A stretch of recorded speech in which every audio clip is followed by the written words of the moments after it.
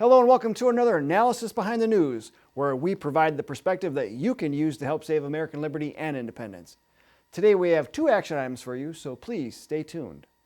President Trump had some great quotes from last week that show the big difference between the New World Order building globalist and the American patriot. One occurred at the G7 summit when he reportedly said that NATO is just as bad as NAFTA, it's much too costly for the U.S. Then on Friday, Business Insider reports that the president has been asking his advisors about getting out of the World Trade Organization. And of course, he repeatedly has been saying that if NAFTA renegotiations don't go well, that he may pull us out of NAFTA. And all of this is music to the ears of those of us who love our country's independence.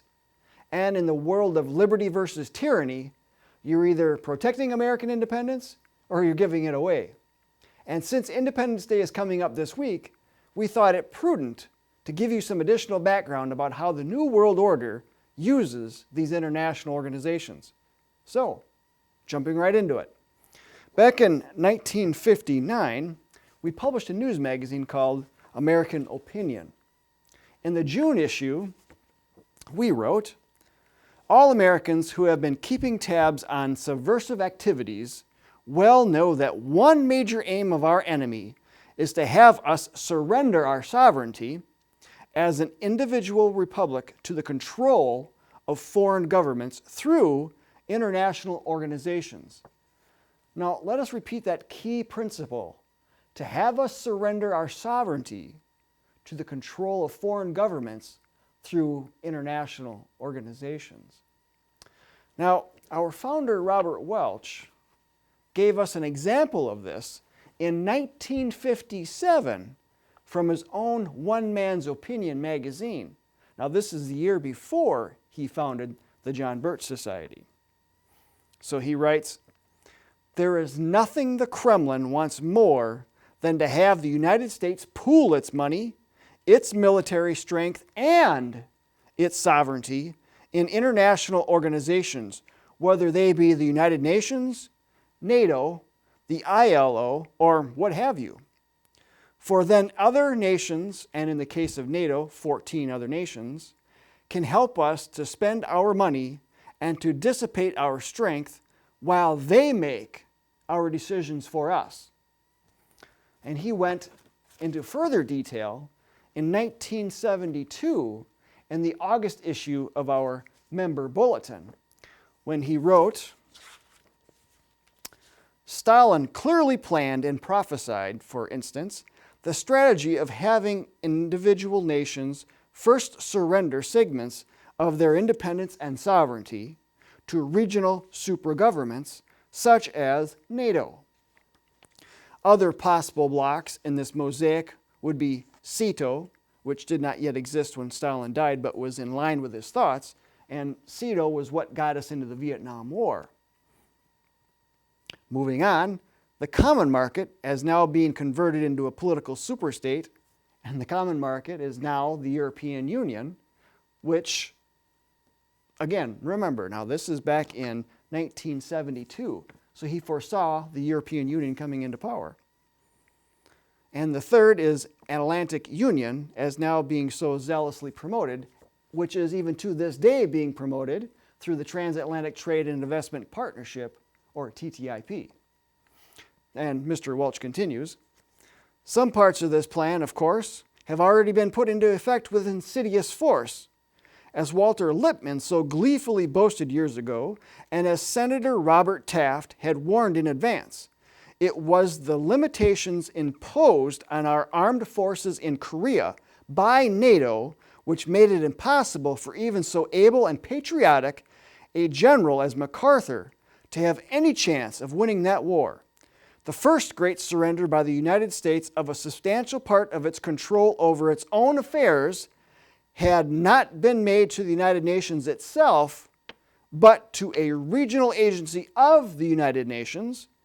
This had been done through our treaty commitments, which formed that cleverly deceptive pro-communist fraud known as the North Atlantic Treaty Organization, NATO.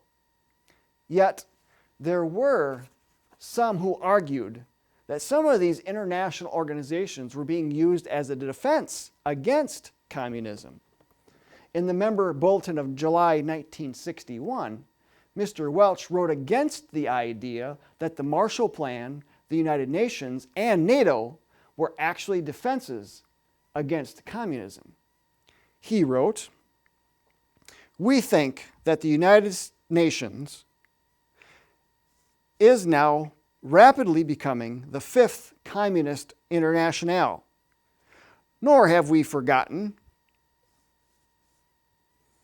that Senator Taft was most vigorously opposed to, and that NATO involvement was such a surrender of the independence of the United States that henceforth our own Air Force could not even be employed except with the full and willing collaboration of Great Britain and France, that exactly in line with the grandiose plans laid out by Dean Acheson in Lisbon in 1952, NATO has now cost the American taxpayers nearly $500 billion, and again, this is way back when, or that the most important permanent result of all this extravagance has been the building all over the world in countries that were soon to be taken over by the communists of huge air bases and powerful radio stations and other costly facilities that have in due course become of unimmeasurable value to the communists themselves. We readily agree that it is most imaginative indeed to consider any of these three monstrosities as defenses against the communist threat. It is entirely too imaginative for the common sense of any patriotic American who has studied the facts." And therein lies the rub, ladies and gentlemen. It comes down to common sense of any patriotic American who has studied the facts. The problem is, many of us do not know the facts and wouldn't even know where to begin. Yet, here you are, tuning into this weekly video series. And it's not a bad place to start. And since you've already gotten past this first step, let us ask you to do two more steps. So the first is to contact Congress and President Trump and tell them to protect American independence by getting us out of the World Trade Organization, the United Nations, NATO, NAFTA, and all organizations and agreements that siphon off American sovereignty. Sovereignty that early Americans have fought and died for. And the second is to take the next step into membership of the John Birch Society, because you will not find this information coupled with an effective action plan anywhere else on the planet. All links are in the video description. So may we please count on you to help protect American independence. And until next time, we'll see you then.